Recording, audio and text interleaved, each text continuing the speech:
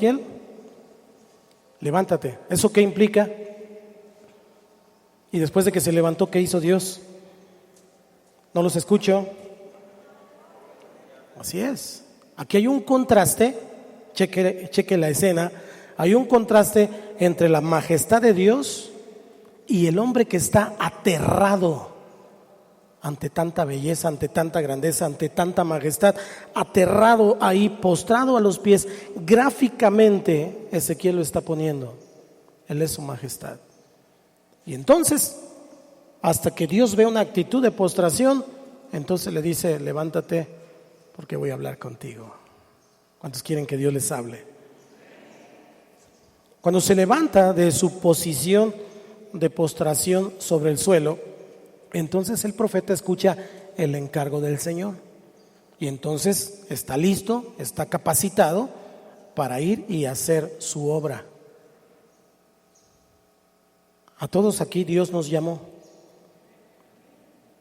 Usted no está aquí de más, aunque sea la primera vez que viene, es un plan de Dios para su vida. Es Dios el que lo está llamando, no es una casualidad. Entonces Dios lo llama, y entonces si Dios ve en nuestro corazón una actitud de humildad, en el varón nos cuesta mucho trabajo quitar el orgullo de en medio. Los hombres somos muy orgullosos, y cuando decimos que no somos orgullosos es cuando más orgullosos somos. Porque algunos ya estaban pensando aquí: no, yo no. No, yo no. Ese es más orgulloso todavía, porque no reconoce que es orgulloso. Es una situación natural en el sentido del pecado. Somos una naturaleza caída por el pecado. Nuestra mente dice: yo puedo solito, no necesito a nadie. Y entonces vamos por la vida dando tumbos, dando vueltas, chocando por aquí, por allá, atados de manos, no sabemos qué hacer. Y como no podemos dirigirnos a nosotros, pues no podemos dirigir a esta mujer, ni a estos hijos, y pues a nadie, porque estamos dando vueltas sin un entendimiento de Dios. Pero entonces, si yo me postro, y estoy hablando de actitud, si yo me postro, si yo doblo mi rodilla delante del Señor, y si yo le digo: Señor, no puedo solo, entonces Dios me va a decir: levántate, chiquito, porque quiero hablar contigo. Y entonces Dios me va a decir qué hacer. Dios me va a dar sabiduría. Pues nomás un varón dijo allá amén. Dios nos va a dar sabiduría, varones. Se dice amén. ¿Cómo se dice? Eso.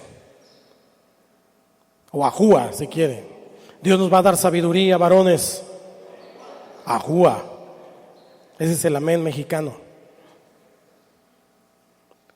Quiere decir entonces que el hombre, y ya no hablo solo del varón, de la mujer y del hombre, va a hallar su autoestima. Escuchen lo que le estoy diciendo, su autoestima y su autoapreciación, porque a veces ni nosotros nos queremos. Es más, nos caemos gordos. ¿Cuántos son honestos y dicen: yo me caía bien gordo? Los demás son sencillitos y carismáticos. Yo me caía gordo porque yo quería hacer otra cosa y me comportaba de otra manera. Yo me caía gordo porque cuando yo decía: ahora sí no voy a hacer esto, era cuando más lo hacía. Yo me caía gordo porque yo quería hacer bien las cosas, y era cuando el chancludo más me metía la tentación. Pero ahora somos libres en Cristo Jesús.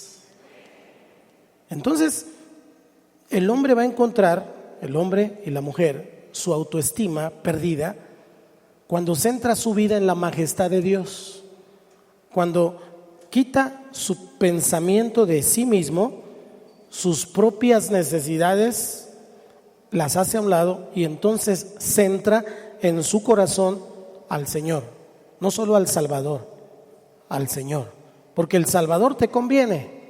El Salvador te salva, el Salvador murió por ti, la tienes papita con el Salvador. Y por eso muchos se quedan ahí, en el punto del Salvador, mirando y contemplando la cruz, y su nivel de adoración es así, nada más, tantito, ahí me relaciono con Dios un día, y luego voy y me hago lo que quiera, al fin que el próximo domingo puedo venir y entonces Dios me va a perdonar otra vez. Dios te perdona, porque no te voy a enseñar una teología chueca. Dios te perdona. ¿Cuántas veces? Todas. Pero, aquí va el pero. Llega un día en que se llena la copa de ira. Hay una medida. Dios tiene una medida para cada uno. El problema es que no sabemos en qué medida va la copa. No sabemos en qué momento la copa de la ira se va a derramar y entonces Dios dice, ya estuvo. Me has querido ver la cara durante muchos años y te he perdonado, he sido paciente, vas y vienes y estás ahí, pero ya estuvo. Y entonces, Él, no Satanás, Él endurece el corazón para que entonces ya no lo ame, ya no lo sirva, ya no lo siga y entonces totalmente se pierda.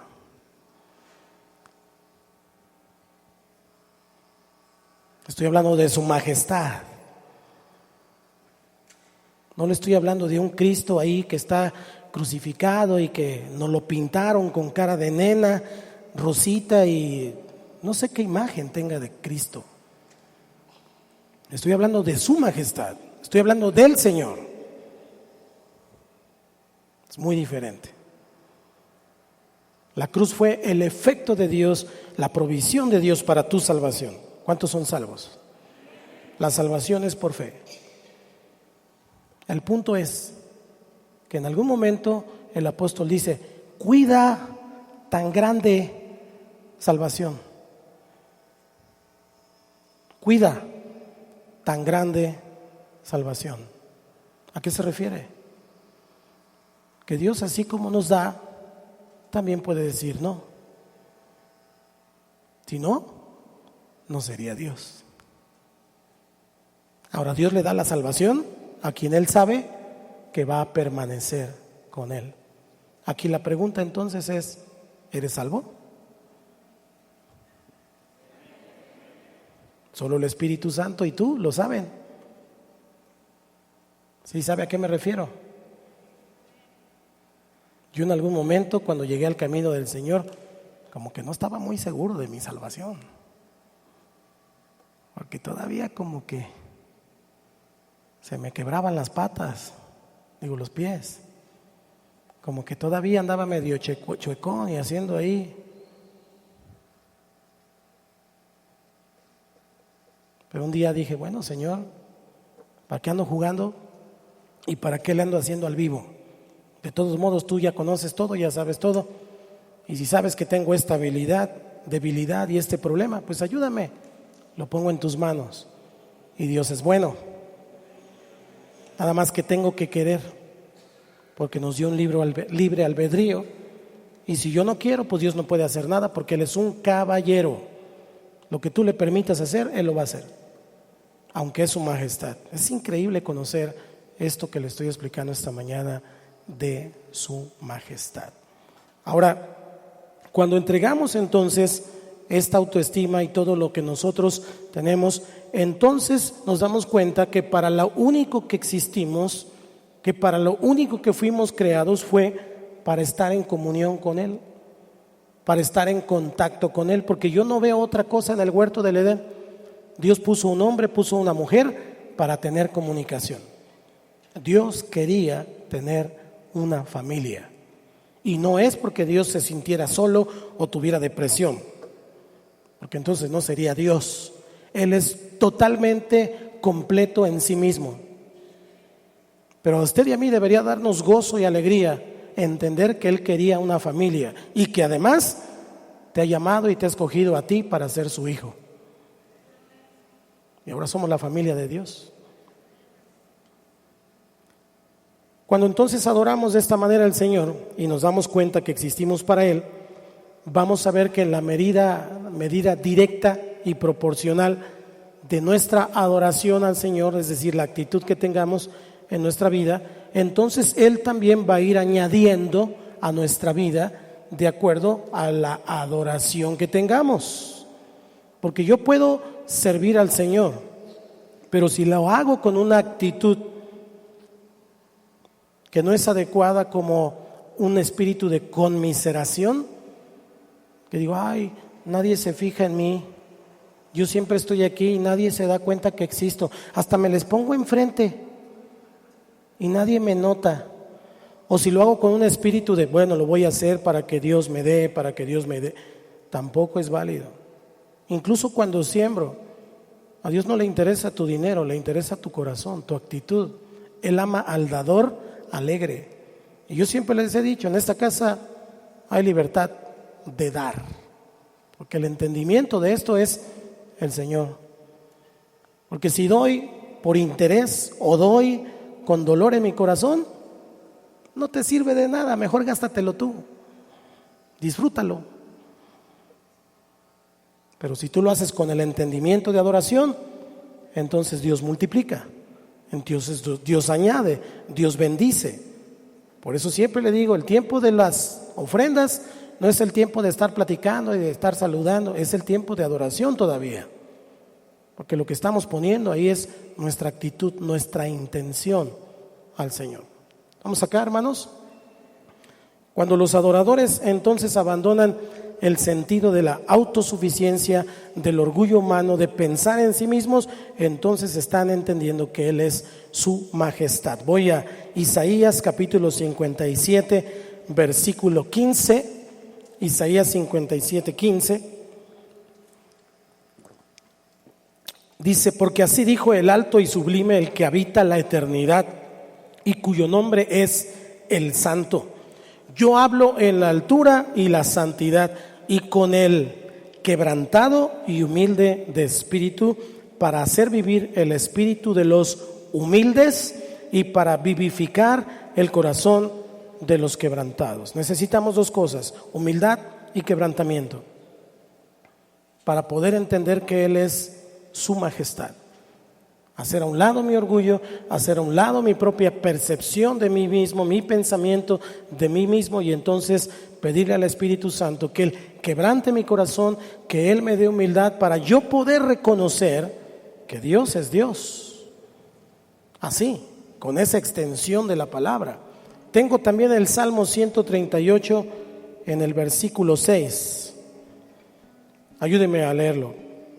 1, 2, 3. Porque Jehová es excelso y atiende al humilde, mas al altivo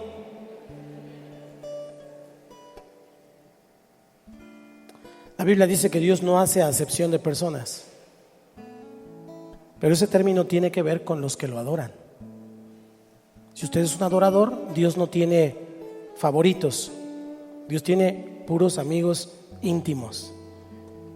Los que lo buscan, los que se acercan, los que quieren estar con Él y Él quiere estar con ellos.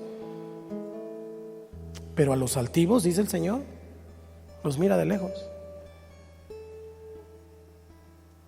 Y puede que tenga una necesidad grande, increíble necesidad. Y Dios en un instante puede hacerlo, cambiar su circunstancia. Pero también Él dijo, a los pobres siempre los van a tener con vosotros. Siempre me llamó la atención eso. ¿Por qué? Si Él podía hacernos a toda la humanidad tener todo lo suficiente, ¿por qué entonces a los pobres siempre los tendrán con vosotros? Porque la pobreza es un asunto que tiene que ver con mentalidad. Es pobre el que quiere ser pobre, porque aún el que no tiene suficiente, ahí en su humildad y en su quebrantamiento de espíritu, puede tener todo a su alcance si tiene a Dios. Y puede gozarse con un plato de frijoles con salsa o puede gozarse con un corte a las brasas. Es feliz con cualquiera de los dos, porque entiende que su majestad eso quiso que comiera hoy, porque entiende que su majestad eso quiso que ganara hoy, porque entiende que su majestad eso quiso que esté pasando y viviendo. Entonces fíjese bien, Jehová es excelso, y me encanta esto que dice, y atiende al humilde. Es decir, lo escucha, le pone atención. Es como una persona que necesita ayuda y viene y le reclama y le dice, oye, ¿tú por qué nunca me ayudas? Juan Pablo, si yo necesito ayuda y te digo, tú nunca me has ayudado.